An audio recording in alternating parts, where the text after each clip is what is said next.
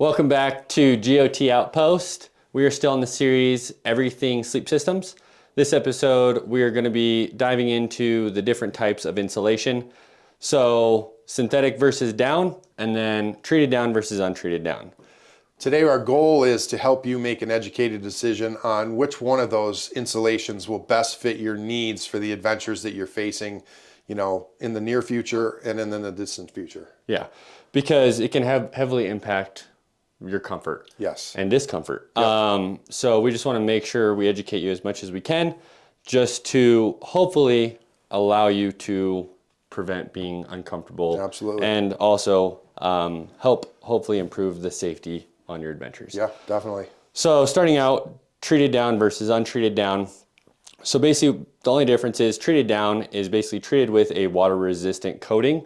It's supposed to help with protecting against moisture. So if you have heavy rain or anything like that and you get moisture in your tent, or you're carrying your pack in and it rains, you don't want to get your sleeping bag soaking wet. So it's supposed to help with that. Yeah, it helps that down not lose its loft. And the loft is everything on the insulation with down. And it's warmth. It's supposed to help with those.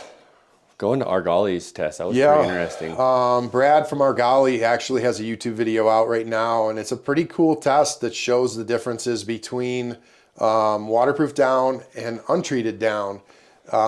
It's very even Steven on how he does it, and the results are actually not what you'd expect. The treated down actually in the end, when he weighs it out, actually absorbs just the tiniest little bit more water than the untreated down. So it was kind of a head scratcher, to be honest with you, to see what those results were.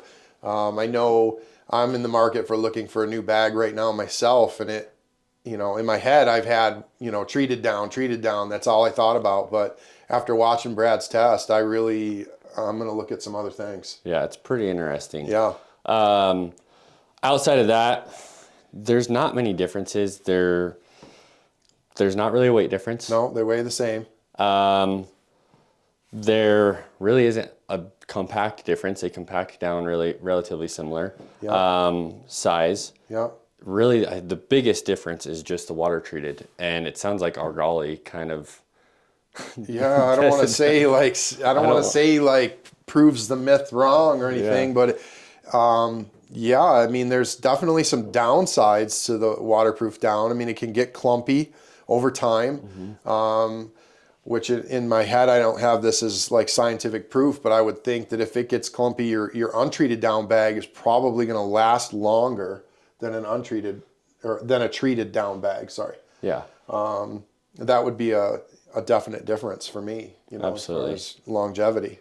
And then going into down, just in general, whether it's treated or untreated, it does compact down very tight. Oh, for sure, for sure. I'm going to show them this is a compression sack down bag, which is very small. I mean, that's probably a Nalgene bottle and a half tall and probably 2 Nalgene bottles wide, as opposed to just this is still pretty small. That's just the nylon bag that came with the bag. Yeah, so not a compression sack, just a normal bag. Yeah. One thing that you definitely want to keep in mind when you're using down is anytime you come back from a trip or any sort of adventure, you want to make sure to put it in a storeway sack. So this is a storeway sack for the Nemo. Disco, so this is my wife's bag.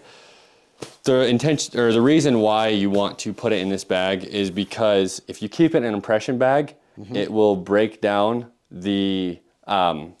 The down. Yeah. So that way it will not loft when you take it out to use. If it doesn't loft right, you're going to lose warmth, you're going to lose comfortability. That's right. So definitely want to make sure that you put it in a storeway bag. Yeah, for sure. And for some people like me, I can never seem to remember to do it. And about the time I need my bag next, I realize that it's still in good old blue over there. And I'm like, darn it, I left it in there for another 4 or 5 months.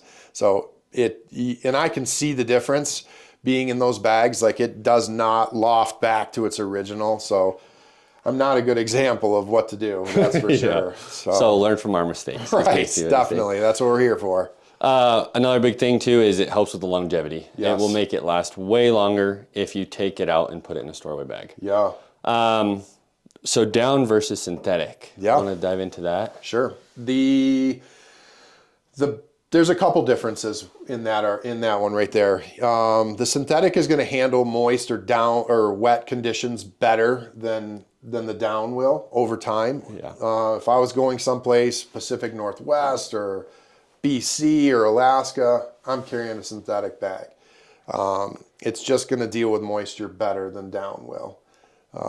Another thing that's a difference is it's not as compactable as down is. It'll still get down there pretty good, but it's not going to be as small and it's not as light either.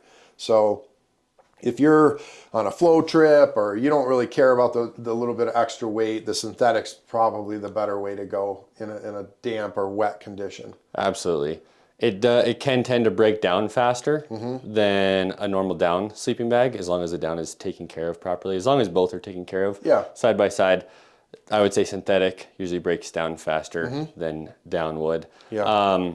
So really, it really comes down to what adventures are you going on, what conditions are you going to be in.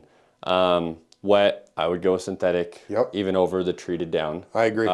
Just from what we've learned. Yeah. So there you have it, the arguments between down versus synthetic. Hopefully the information we shared with you today will help you in your selection for your upcoming purchase on a new bag. Next up on our series is the temperature ratings of sleeping bags, because truly they're not what you think. 30 degrees may not be a 30-degree bag, and you definitely don't want to get caught in a condition where you need something warmer.